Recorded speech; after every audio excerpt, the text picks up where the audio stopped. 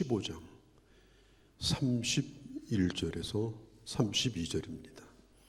누가복음 15장에는 세 가지의 비유가 나옵니다. 이 비유를 듣고 있는 대상이 누구냐? 그때 당시 대표적인 종교 지도자인 바리새인들이었습니다. 이 바리새라는 말은 구별된다는 뜻이에요. 보통 사람과는 다르다. 보통 사람보다는 월등하다. 다르다. 특별하다. 그게 바로 바리새인이라는 뜻이에요. 이 사람들은 이런 자부심을 가지고 신앙생활을 했습니다. 백성들에게 존경도 받았습니다. 백성들을 가르치기도 했습니다. 그들은 피나는 노력으로 자기 자신에게 충실하려고 노력을 했습니다. 그래서 겉으로 볼 때는 그 사람들에게서 조금도 흠을 찾아볼 수가 없었어요. 사도 바울이 예전에 자기 모습에 대하여 이렇게 고백을 한 적이 있습니다. 나는 바리새인이요 율법의 의로는 흠이 없는 자로다. 바리새인들은 정말 그렇습니다. 율법의 의로는 흠 잡을래야 흠 잡을 게 없는 거의 완벽한 사람들이 바리새인들이에요. 그런데 놀랍게도 우리 예수님이 이 사람들에게 비유를 세 가지를 들려주셔요. 이 비유를 하게 된 동기가 뭐냐? 예수님께서 죄인들하고 교제를 하는 겁니다. 밥을 먹고 있는 겁니다. 사실 바리새인들도 내심으로는 예수님을 존경했어요. 기회만 있으면 밥도 먹어보고 싶고 대면에서 말씀도 들어보고 싶었어요. 그런데 예수님이 만나고 있는 사람들이 누구냐? 자기들이 지독하게 싫어하는 세리 이런 사람들이에요. 그러니까 바리새인들이 좀 속상하고 화가 난 겁니다. 저렇게 훌륭하신 분은 우리하고 같이 놀아야 되는데 왜 죄인들하고 같이 노냐? 그게 속상하다. 가까이 하고 싶지만 그럴 마음이 싹 사라졌다. 이런 생각을 가지고 있는 사람들에게 예수님이 하신 세 가지 비유. 그게 누가복음 15장이에요. 첫 번째 비유는 뭐냐면 목자가 잃어버린 양을 찾는 비유입니다. 두 번째 비유는 한 여인이 잃어버린 드라크마를 찾는 비유입니다. 그런데 이 세 번째 비유는 잃어버린 아들을 찾는 비유예요. 여기서 아들이라고 하는 것은 한 아들을 의미하는 게 아닙니다. 흔히 이 아들의 비유를 가지고 탕자의 비유라고 얘기해요. 탕자는 집을 나간 사람이라고 얘기합니다. 그렇지 않아요. 한 사람은 집을 나간 탕자고 한 사람은 집에 있지만 이미 아버지에게서 마음이 떠나간 집안에 있는 탕자입니다. 집을 나간 탕자가 돌아왔습니다. 아버지가 가진 재산의 일부를 떼어가지고 유산을 가지고 나가서 방탕하게 살았어요. 친구도 떠나가고 돈도 떨어지고 삶이 완전히 무너져 버렸습니다. 이제는 죽을 일밖에 없었어요. 그래서 이 아들은 자기 아버지 집으로 돌아가기로 합니다. 아버지가 단 한마디도 묻지 않고 받아줬습니다. 변명을 하려고 할 때는 입을 막아버렸습니다. 무조건 받아준 겁니다. 아버지 집에 온 것으로 이 아버지는 이렇게 말합니다. 죽은 아들이 살아났다. 죽은 자가 살아났으니까 옛날 아들은 없다. 옛날 죄 짓고 방탕했던 아들은 내게는 없다. 이제는 살아나는 아들만 있다. 그리고 그 아들을 받아준 거예요. 그런데 그 집의 첫 번째 아들이 아버지에 대하여 불평을 하기 시작합니다. 우리 아버지는 집을 나간 저 동생을 위해서는 송아지도 잡고 잔치를 베푸는데 왜 나는 염소 새끼 한 마리도 안 잡아주셨는가? 나는 집을 떠난 적도 없는데. 그래서 격분해가지고 집을 나갔어요. 탕자처럼 멀리 나간 건 아니에요. 대문 열고 발로 차고 나가가지고 저 바깥에 바깥마당 거기서 서성거리고 있었어요. 지금 잔치가 한참 무르익을 때입니다. 여러분, 잔치하면 누가 책임이 있어요? 그 집의 맏아들 아니겠습니까? 아버지 자리를 지켜야 될 아들이 아니겠습니까? 그런데 그 아들이 화를 버럭 내면서 집을 나간 거예요. 그 잔치집에는 누군가가 있어야 되는데 그 아버지도 집을 나왔어요. 바깥에서 서성거리는 그 아들을 달랩니다. 너희 동생은 죽었다 살아난 아들인데 네가 좀 맞아주면 안 되겠는가? 나와 함께 기뻐하면 안 되겠는가? 그러면서 아들을 달래고 있는 것입니다.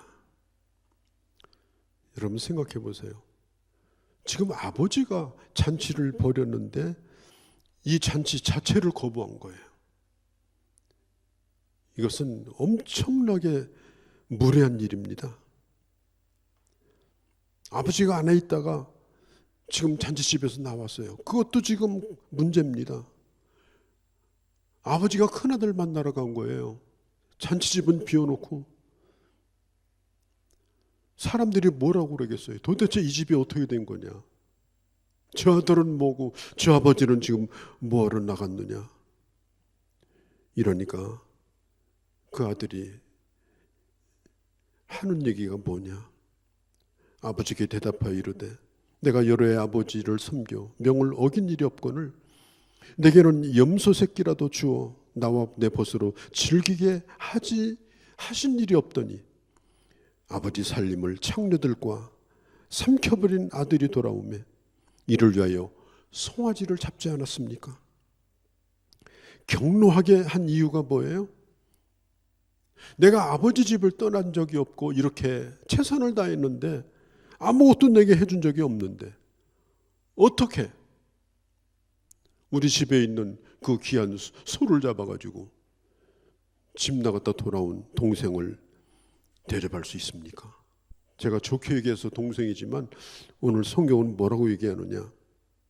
이렇게 말해요. 아버지 살림을 창녀들과 함께 삼켜버린 아들. 동생이라고 부르지도 않아요. 어떻게 저런 아들을 위해서 잔치를 벌입니까? 사실은 둘째 아들이 집을 나갈 때 재산의 3분의 1을 가지고 나갔거든요. 나머지 3분의 2는 이제 큰아들 거로 남아있는 거예요. 그런데 아들이 도로 돌아왔어요. 그 아버지는 옛날 아들이 죽었다고 치고 새로운 아들에게도 돌아온 그 새로운 아들에게도 유산을 또 주려고 하는 거예요. 이제 3분의 2를 쪼개가지고 3분의 2를 갖게 된 거예요. 졸지에 유산이 줄었어요. 여러분이 그런 입장이라면 여러분의 동생을 맞아줄 수 있겠습니까?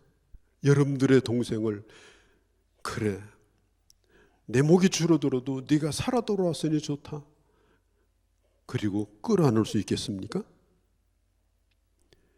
이 맏아들의 계산법으로는 이게 천부당만부당한 거예요. 그 3분의 2는 내가 죽도록 일한 대가라고 생각했는데 지금 이놈은 아버지를 위해서 한 일이 없는데 돌아와가지고 그 나머지 유산을 또 쪼개갖겠다고 하니까 아버지 의사가 분명하니까 이 큰아들이 몹시 마음으로 분을 내게 된 겁니다. 형은 자기 이력을 얘기합니다. 아버지, 내가 오래도록 이렇게 일을 했고 명을 어긴 적도 없고, 그러니까 아버지, 내게 권리가 있는 거 아닙니까? 이만하면 나에게 자격이 있는 거 아닙니까? 아니, 아버지 혼자서 지금 내 몫으로 받을 것을 갖다가 또 쪼개는 이런 결정을 나하고 상의도 안 하고, 어떻게 이런 결정을 아버지 내리고, 그리고 지금 저놈을 위해서 이런 잔치를 베풀어 줍니까? 나는 이해를 못 하겠습니다. 나는 아버지도 이제는 뵙고 싶지 않습니다. 이 마다들은 존경하는 아버님 이렇게 말하지 않았어요. 아버지께서 이렇게 말하지도 않았어요. 성경에 있는 그대로 말하면 보소서 이렇게 말했습니다. 우리 성경에는 보소서라는 말이 사실 안 나와 있는데, 이 성경 본래 헬라어 영어 성경 NIV 성경에 보면은 이 마다들의 말 앞부분에 이 보소서라는 말이 나옵니다. 우리말로 쉽게 번역하면 이거 보세요 이런 뜻이에요. 자기 아버지한테 얘기하는 거예요. 아버지, 이렇게 안 불러요. 이거 보세요. 지금 내게 지금 남겨줄 이 재산, 그놈이 또 돌아왔는데 또 쪼개가지고 3분의 1로 또 쪼개서 거기서 3분의 2만 내가 가지란 말입니까? 그때 아버지가 31절 32절에 오늘 읽은 말씀에 보면 이렇게 말합니다. 너는 나와 항상 함께 있었으니 다 내 것이 내 것이로되 내 동생은 죽었다가 살아났으며 잃었다가 얻었으니 우리가 즐거워하고 기뻐하는 것이 마땅하지 않겠느냐. 여기서 보면은 예라는 이 말, 예 너는 이 말은요, 이게 본래 성경에는 My dear son, 아들을 지극히 존중해 주는 말입니다. 예 이런 게 아니고 사랑하는 아들아, 내 사랑하는 아들아, 너는 지금 이 자체가 이 잔치에서 눈 밖에 나가서 이렇게 하는 이것이 네가 나를 욕되게 했다. 너는 내 명예를 몹시 지금 나쁘게 만들었다. 나는 너도 이 잔치에 들어왔으면 좋겠다. 나는 큰아들 너를 결코 버린 일이 없다. 버릴 마음도 없다. 이제 자존심을 버리고 들어가자. 그리고 놀랍게도 오늘 이 비유의 끝은 들어갔다는 말이 없어요. 들어가자는 말만 있습니다. 선택은 네 몫이다. 어떻게 하겠느냐? 들어오겠느냐 말겠느냐? 아마 이 아버지의 호소를 들었던 그 주변에 있는 사람들은 큰 감동을 받았을 겁니다. 이 말을 듣는 사람들은 분명히 이런 질문을 던졌을 겁니다. 이 집이 어떻게 되겠는가 앞으로? 이 형제가 정말 화해할 수 있겠는가? 이 아들이 집으로 돌아올 수 있겠는가? 그 동네 사람들은 그런 생각을 가지고 그 집을 지금 지켜보고 있는 겁니다. 오늘 얘기는 여기서 끝나요. 지금 옆에서 누가 듣고 있어요? 바리새인과 서기관들이 오늘 15장 2절에 이 말씀을 지금 듣고 있는 거예요. 다 듣고 있습니다. 난 여러분들에게 물어보고 싶습니다. 나는 맏아들인가? 나는 둘째 아들인가? 아니면 나는 진짜 아들인가? 스스로에게 한번 질문을 한번 던져보세요. 정말 아버지의 조건 없는 그 놀라운 사랑 앞에 오늘 이 시간 정말 인격적으로 응답하는 그런 시간이 되어지기를 바랍니다. 이 아들은 아버지에게 철저하게 순종했어요. 우리가 보통 기준으로 볼 때는 이래요. 하나는 못된 아들, 하나는 착한 아들, 그렇잖아요. 그러나 아버지에게서 마음이 떠났다는 면에서는 집 나간 아들도 똑같고, 집안에 있다고 아버지와 같이 사는 겁니까? 여러분 잘 아시잖아요. 집안에 있는데도 아버지에게서 마음이 떠났어요. 그런 면에서 둘 다가 오늘 이 아들은 집 나간 아들입니다. 그래서 이 비유는 잃어버린 아들이 하나가 아니라 오늘 둘인 거예요. 둘 다가 지금 멀리 떨어져 있는 거예요. 참 예수님이 이 말씀을 해주신 것은 너무 깊고 오묘합니다. 그리고 이 말씀을 재밌는 무슨 거지 옷 입고 돌아와서 아버지 잘못했습니다, 그런 연극거리가 아니에요. 이 말씀은 너무너무 중요한 얘기입니다. 우리 모두가 정말 들어야 될 얘기입니다. 예수님은 아주 뛰어난 스토리텔러거든요. 예수님은요, 뭘 막 가르치려고 하지 않고 이야기를 해주시는 분이에요. 뛰어난 스토리텔러. 오늘도 이게 얘기입니다. 얘기를 잘 할 때는 듣는 지혜가 필요해요. 오늘 이 비유의 말씀을 조금 더 제가 말씀을 좀 더 드리려고 합니다. 자, 오늘 형 얘기를 좀 더 하려고 그래요. 이 형이 기분 나쁜 이유를 지금 하고 있는데요.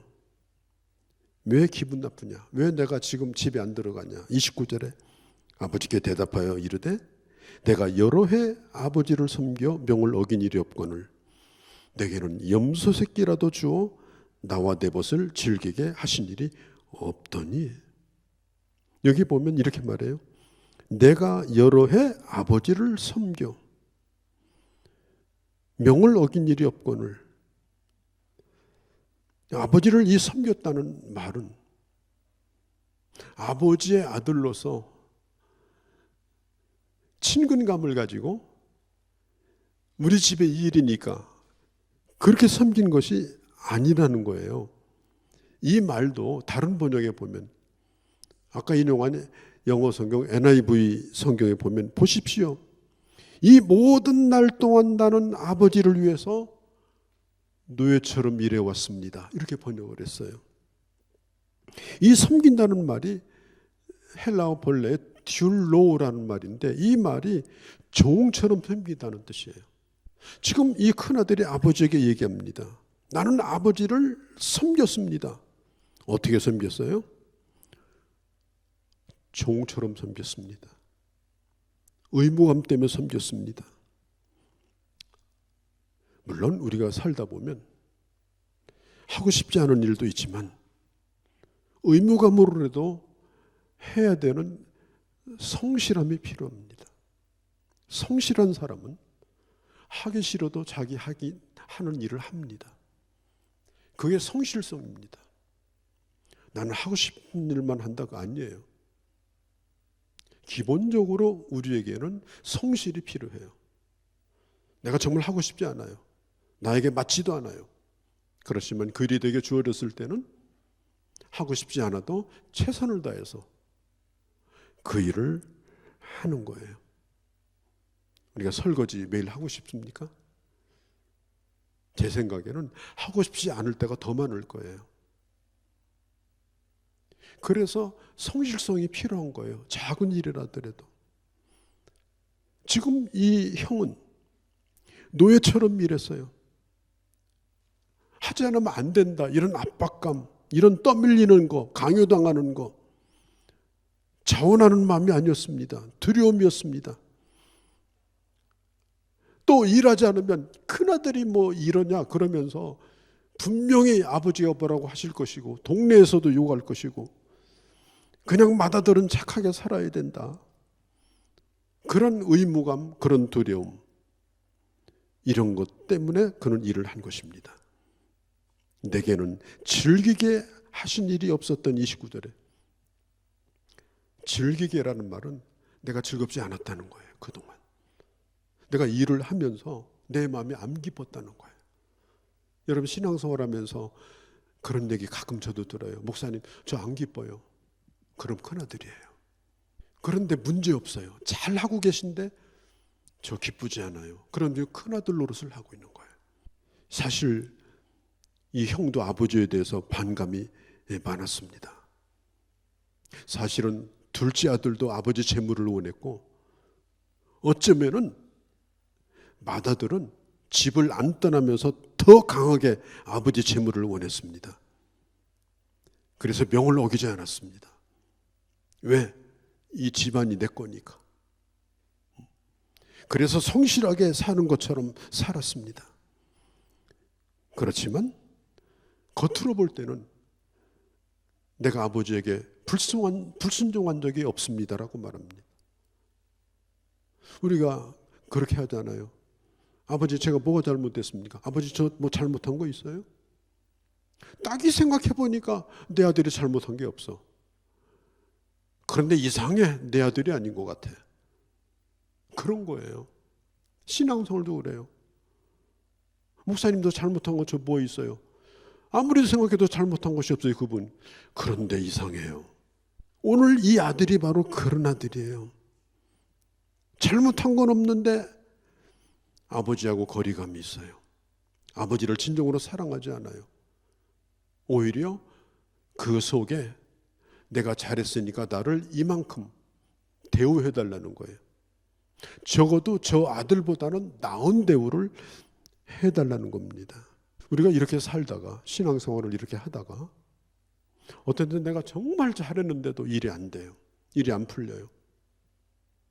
그리고 그렇게 못 산 것 같은데 그 사람이 오히려 잘 돼.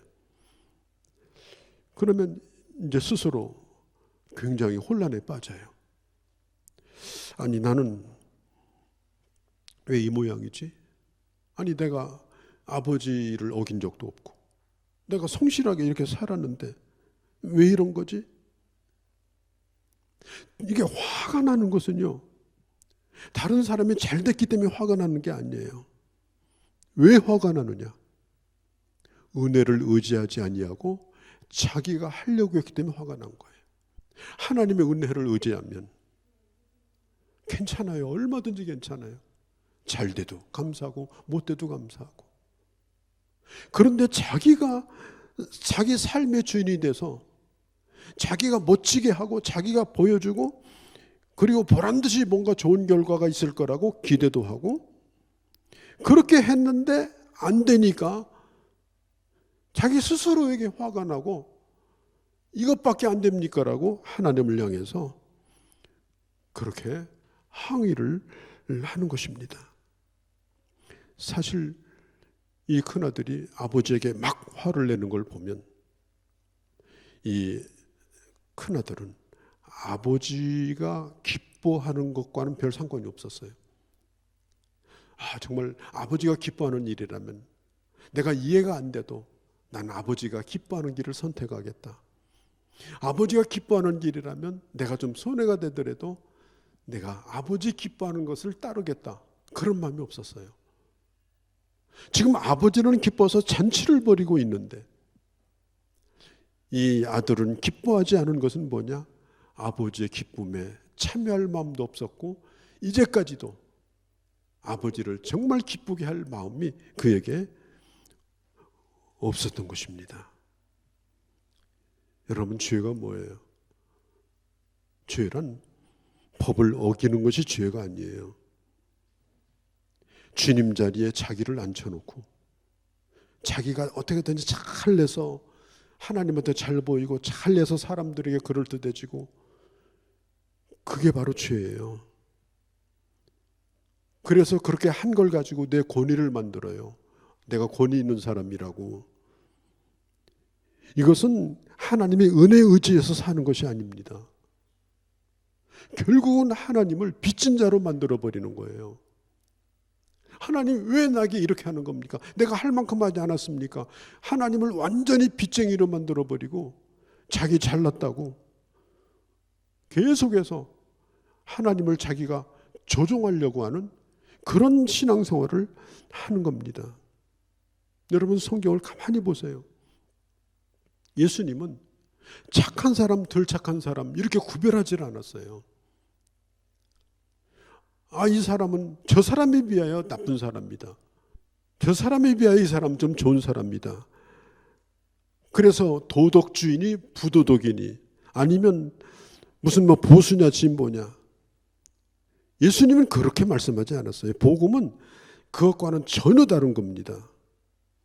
복음은 내가 모든 사람 앞에서 선하게 살거나 좀 문제가 많거나 우리는 하나님 앞에 다 부족한 죄인이라는 사실이에요. 우리는 언제든지 내가 아무리 잘한 게 많아도 우리는 죄인이에요. 언제든지 우리는 하나님의 사랑이 필요한 사람들이에요. 하나님 은혜가 필요한 사람이에요. 그런데 성경은 뭐라고 말하냐? 네가 하나님의 사랑을 받을 수 있다는 거예요. 그게 복음이에요. 하나님 너를 사랑하신다. 네가 누구든지 간에 첫째 아들도 괜찮고 둘째 아들도 괜찮고 하나님은 너를 사랑하신다. 이게 바로 오늘 성경이 말하는 복음인 것입니다. 어떤 사람은 기독교를 하나의 종교로 생각하는데요. 예를 들어서 복음은 방탕한 사람을 개과천선 시켜가지고 그럴듯한 사람으로 살게 하는 거 맞아요. 맞아요. 또 그런 사람도 예수 믿으면 더 착해져요. 그런데 여러분, 이 도시 안에 오늘 교회가 얼마나 많습니까? 교회가 많아요. 우리 동네도. 교회 밖에 있는 사람은 고사하고도 지금 교회 안에 이 큰아들 같은 사람이 수두룩하지 않습니까? 그냥 어떻게든지 착하게 살아보려고, 그래도 죄는 안 짓고 살아보려고. 하나님이 그렇게 살면 나 벌 줄까 봐서 차마 집은 못 나갔지만 코로나 때도 우리 잘 견뎠잖아요. 안 나가고. 여기 우리 남아있잖아요. 그러나 집에 남아있지만 사실은 오히려 집에 나갔다가 눈물 콧물 흘리며 돌아오는 아들보다도 어떻게 보면 우리가 하나님으로부터 더 마음이 멀어져 있는 그런 생활을 지금 하고 있지 않는가. 겉으로 볼 때는 바리새인이에요. 정말 잘못한 게 눈꼽만큼도 없어요. 그런데 하나님과 어마어마한 거리감을 가지고 주님이 나를 사랑하신다는 걸 정말 느끼고, 그리고 하나님 앞에 감사하고 은혜 받은 자로 살기보다는 내가 이 정도 했는데 왜 대접이 이렇습니까? 이런 생각을 가지고 교회에 머물러 있는 사람은 혹시 아닌가? 참 이 마다들은 아버지가 그렇게 얘기할 때, 아버지, 사실 저 아버지 속이 병든 사람이에요. 아버지 제 마음 좀 치료해 주세요. 그렇게 하면 얼마나 좋겠어요. 그런데 이 큰아들은 자신에게서 아무런 잘못이 없다고 느껴요. 그러니까 자기를 고쳐달라고 구하지도 않아요. 그러면 스스로 잘 서야 되는데 서지도 못해요. 절망해요. 단박으로 나가서 저 구석에서 울고 있는 거예요. 왜 내가 이럴까? 하나님의 도움도 안 구하고 자기가 잘못한 것도 인정하지 않고 그냥 어느 날 잘하다가 절망해가지고 눈물을 흘리면서 집 밖에서 맴도는, 차마 집은 못 떠나지만 집을 맴돌고 있는 그런 우리의 모습은 아닌가. 자기 자신에게 병이 있음을 알지만 병이 있는 것조차 모르고 그렇게 끊임없이 병들어가는 우리 모습은 아닌가. 우리 예수님은 분명히 말씀합니다. 착하게 살지 말라든지 또 법을 어기라든지 그런 얘기가 아니에요. 물론 착하게 살아야 되겠죠. 신앙생활 신실하게 해야 되겠죠.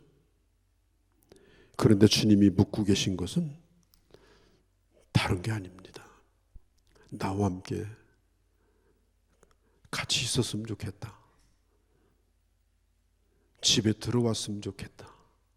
네가 아버지의 마음을 읽고 아버지가 정말 뭘 원하는지, 아버지가 정말 바라는 게 뭔지 그걸 알고 네 옆에 있는 형제를 정말 사랑했으면 좋겠다.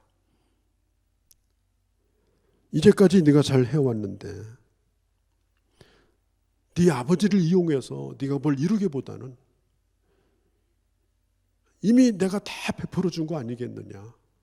달라고 안 해도 다 네 거고 너에게 준 축복 아니겠느냐. 이제부터는 잔치집에 들어가자. 나하고 함께 잔치집에 들어가자. 그리고 지금 큰아들의 손을 붙들고 끌고 있는 장면이 오늘 이 마지막 장면이에요.